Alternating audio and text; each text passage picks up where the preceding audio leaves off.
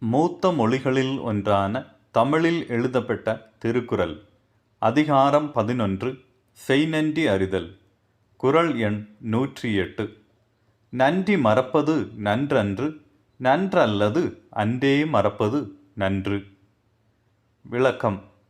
ஒருவர் நமக்கு செய்த நன்மையை மறப்பது நல்லதல்ல. அவர் தீமை செய்திருந்தால் அதை மட்டும் അക്കണമേ മറന്നു വിടുവത് നല്ലത്. ഏറ്റവും പുരാതനമായ ഭാഷകളിൽ ഒന്നായ തമിഴിൽ രചിക്കപ്പെട്ട തിരുക്കുറൽ. അധ്യായം 11. നന്ദി പ്രകടനം. വാക്യം 108.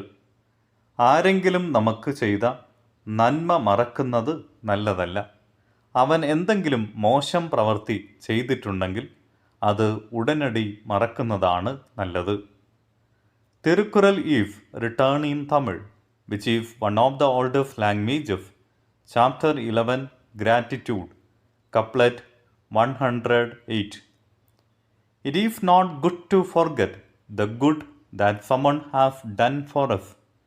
If they have done us evil, it is better to forget it immediately